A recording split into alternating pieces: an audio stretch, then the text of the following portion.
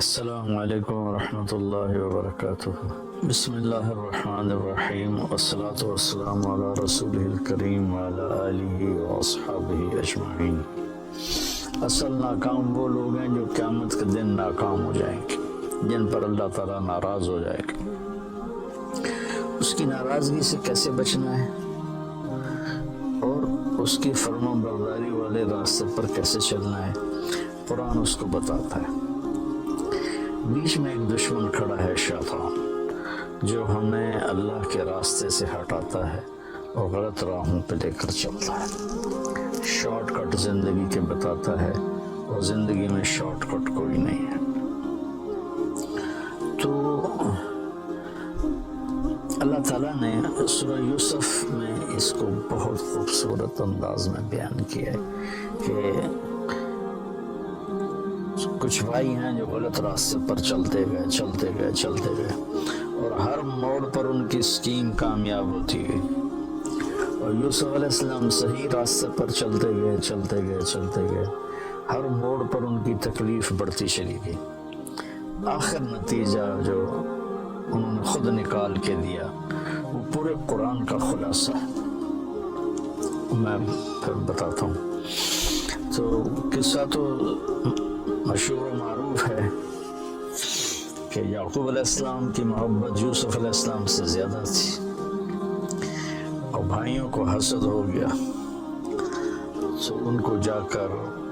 باپ کو چکر دیا کہ ہم اس کو شکار پہ لے جاتے ہیں، اور آپس میں مشورہ، پہلے تو انہوں نے کہا قتل ہی کر دو، اقتلوا یوسف، مار دو۔ پھر یہودا نے کہا، جس کے نام پر یہودی کہلاتے ہیں، سب سے بڑا بھائی تھا یہودا، مگر نہیں، مارو نہیں، اطرحوہ فی غیابۃ الجب،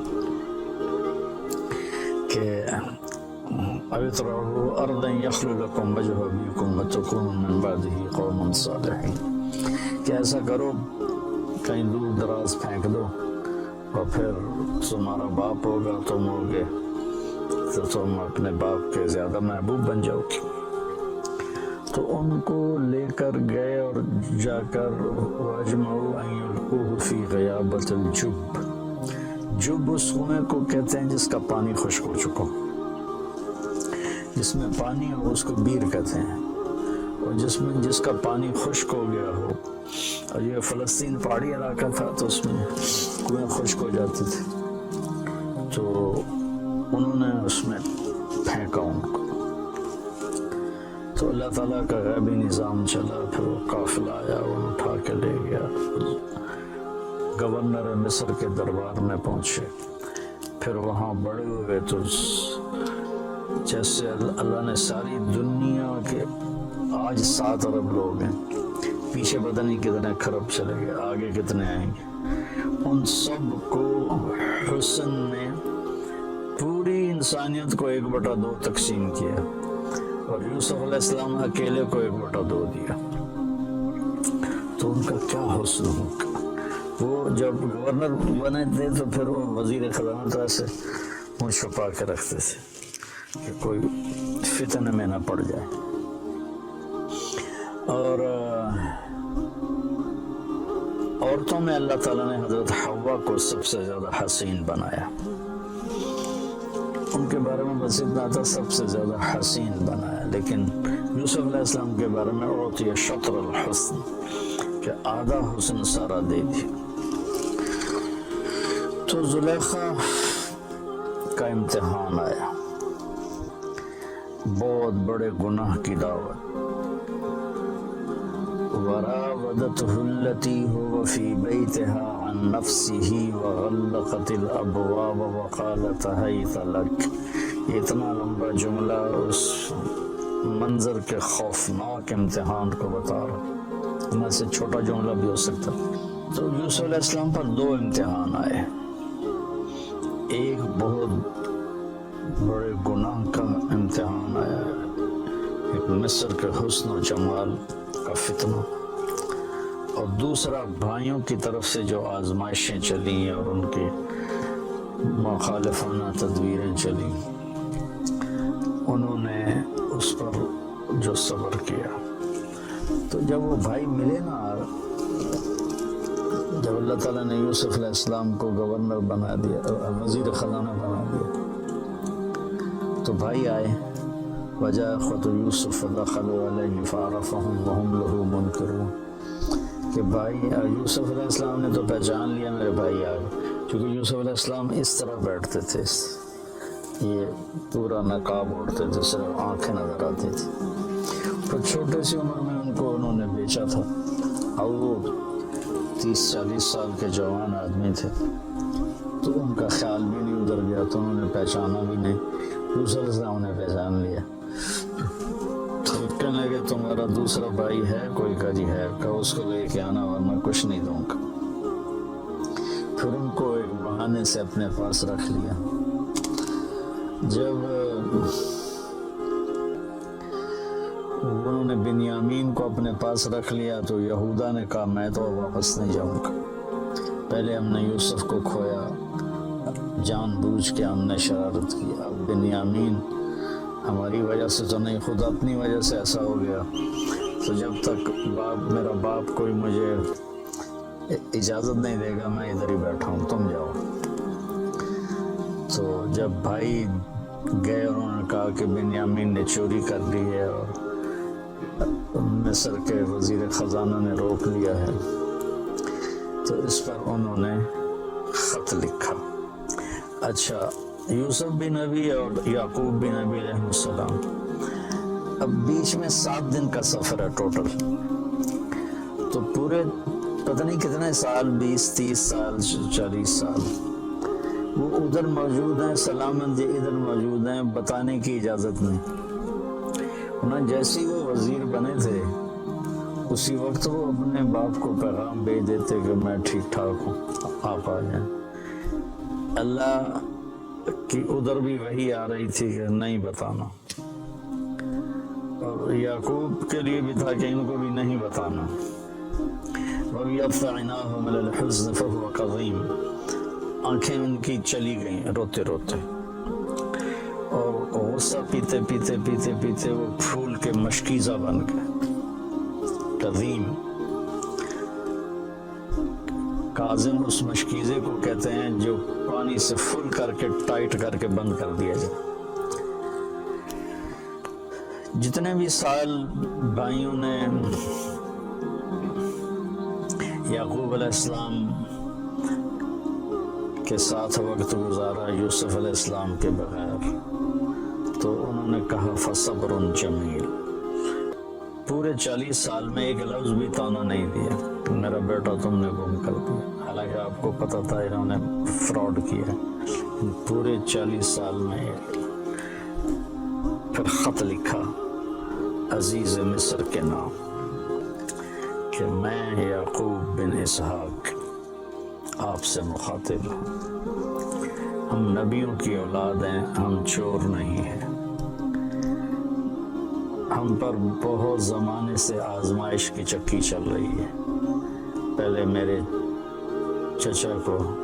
حضرت اسماعیل کو، ان کو بھی باپ لکھا، پہلے میرے باپ کو چھری کے نیچے سے نکالا گیا، پھر میرے بیٹے کو مجھ سے جدا کیا گیا، آج 40 سال ہو گئے، مجھے اس کا کچھ پتہ نہیں ہے، تو نے اس کے بھائی کو روک لیا، وہ میرے غم کی تسلی تھا، مہربانی کرو میرا بھائی واپس کر دو، میرا بیٹا واپس کر دو۔ یہ خط جب یوسف علیہ السلام نے پڑھا تو ان کا دل بھی بھر آیا اور آنکھیں بھی، تو اللہ کی طرف سے اجازت ہو گئی کہ بتا دو، اور اوپر سے بھائی بھی پہنچ گئے۔ ایھا العزیز قد مسنا واہلنا الضر وجئنا ببضاعة مزجاة فأوف لنا الكيل وتصدق علينا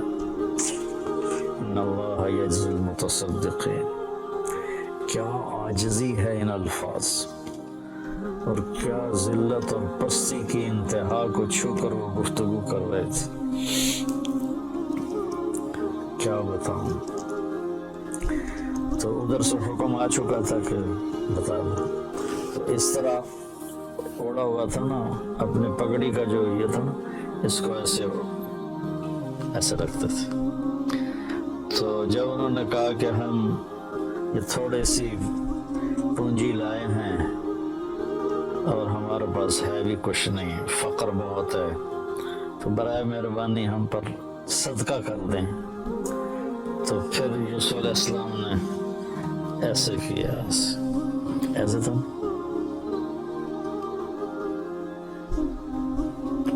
هل علمتم ما فعلتم بيوسف وأخيه إذ أنتم جاهلون۔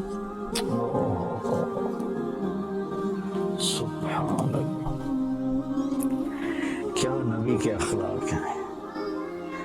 کیا تمہیں کچھ خبر ہے جو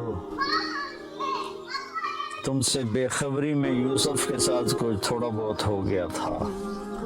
تھوڑا بہت، قید کاٹی 9 سال، زنا کی تہمت لگی،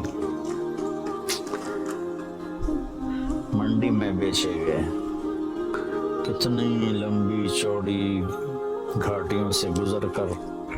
اور ان کو اس کا سبب کون تھے بھائی؟ کہہ رہے ہیں وہ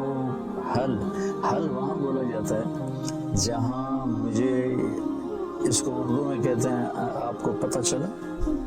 سعید بھائی آپ کو پتہ چلا، تو آپ کو پتہ چلا کا مطلب یہ ہوتا ہے کہ اس کو معلوم نہیں اور میں بتا رہا ہوں۔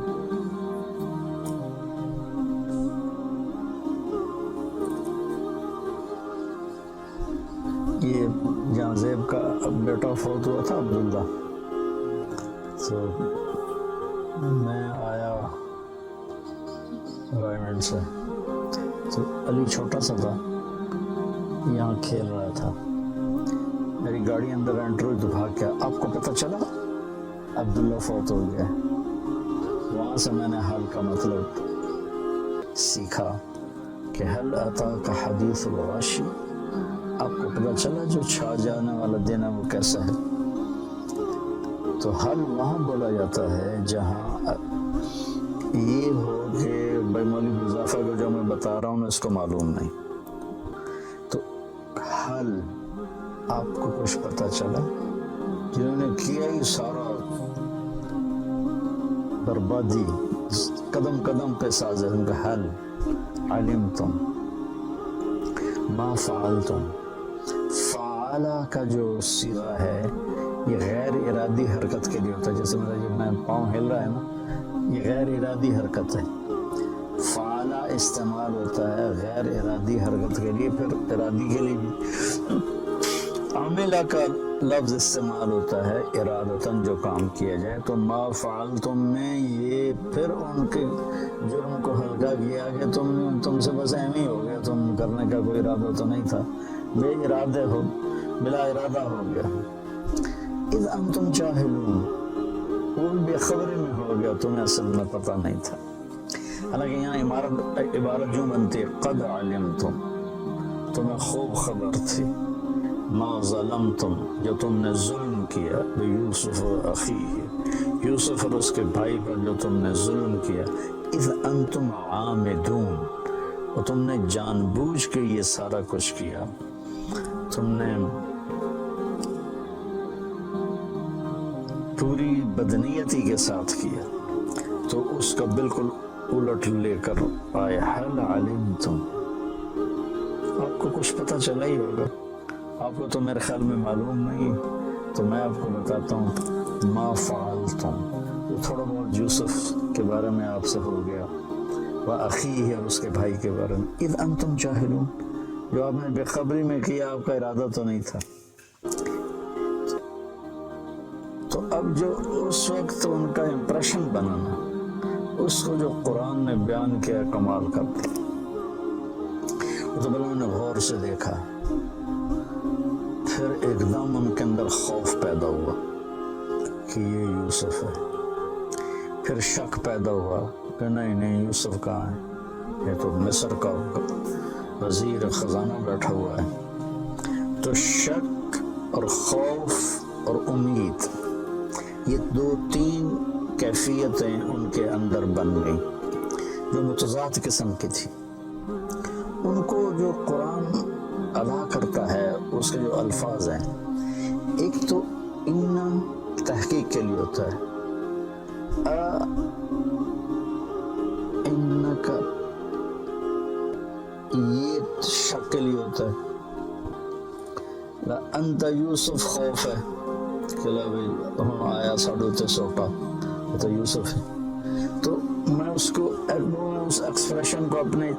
اپنے انداز میں جو سمجھو میں اس کو بیان کیا کرتا ہوں. اِنَّكَ لَأَنْتَ يُوسُف اِنَّكَ لَأَنْتَ يُوسف. مجھے بڑے مزہ آتا ہے اس آیت میں کس طرح اللہ نے مختلف کیفیات کو جمع کر میں اس کو چہرے پہ لانے کی کوشش کرتا ہوں.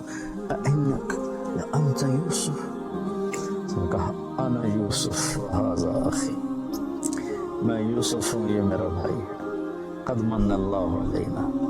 اب یہ سورہ یوسف کا خلاصہ 2 لفظ ہیں اور یہی 2 لفظ پورے قرآن کا خلاصہ ہیں, پوری زندگی کا خلاصہ ہیں اور کامیاب زندگی کا خلاصہ ہیں کہ انہو من یتقی ویصبر فإن اللہ لا یضیع اجر المحسنین. کہ میرے بھائیو زندگی کی راہوں میں جو تقوی اور صبر کو ساتھی بناتا ہے وہ ضائع نہیں ہوتا, وہ کامیاب ہوتا ہے. تو تقوی میں اشارہ تھا زلیخا کے قصے کی طرف کہ بہت بڑی دعوت آئی حرام کی اور اس میں اللہ نے ان کو اتنا استقامت بخشی اور اس نے سارے دروازے بند کیے تھے, وہ دوڑے دروازے کھلتے چلے گئے, اللہ کی قدرت سے تو کھلتے چلے گئے.